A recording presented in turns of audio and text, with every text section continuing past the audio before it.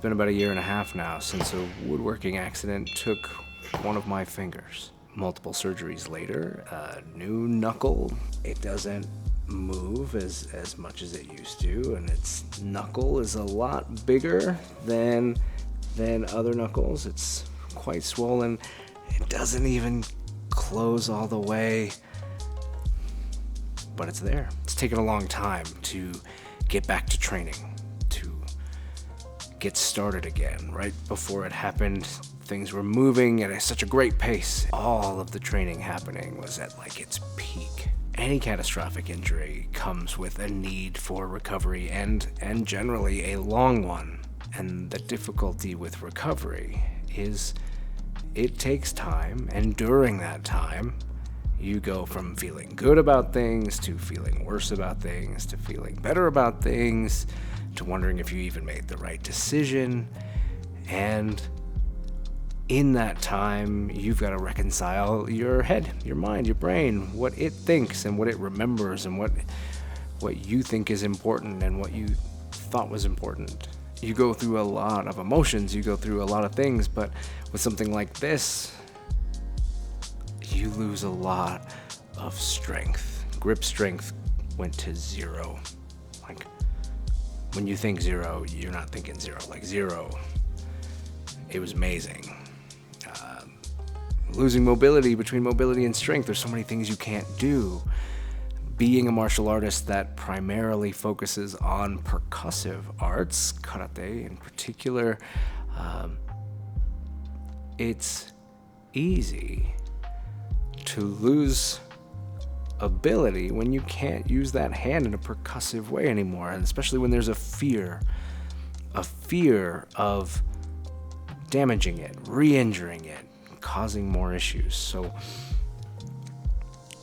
how do you track your progress? It's one thing to train a grappling art where dislocating or damaging a joint or suffocating, cutting off air or blood to someone, there's no percussion there. You don't need impact for that. It can set in slow, it can set in, but there's so many things that you do with your hands, that you grips and things, that when that joint doesn't want to move, and it doesn't, this joint, as hard as I push, it doesn't want to move.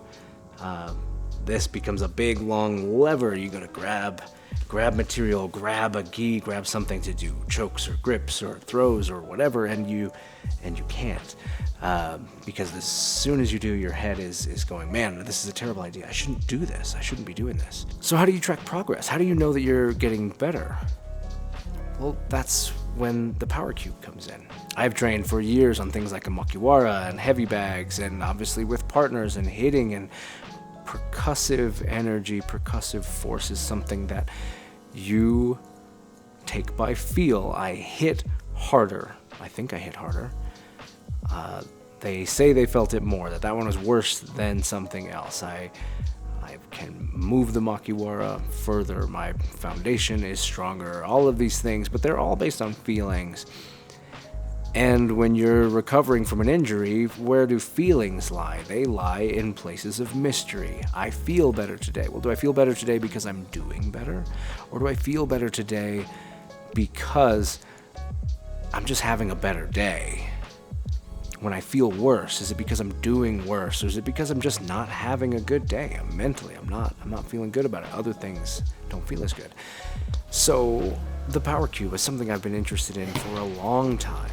It is a tool that measures percussive force, and it does so in a way that is repeatable and verifiable. So I can take that data and I can compare it over and over and over again and track progress, see that progress is being made. So let's talk about what it does, and let's more importantly talk about what it doesn't do. What it doesn't do is provide information that is relative to other things.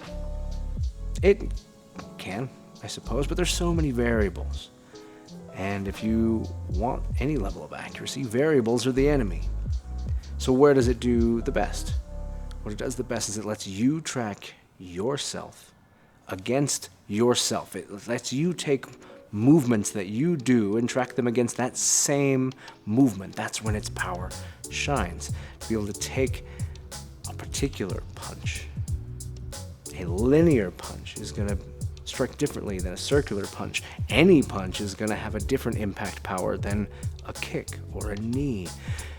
To be able to categorize those, test against them in speed, endurance, and power. These are the three things that the PowerKube measures.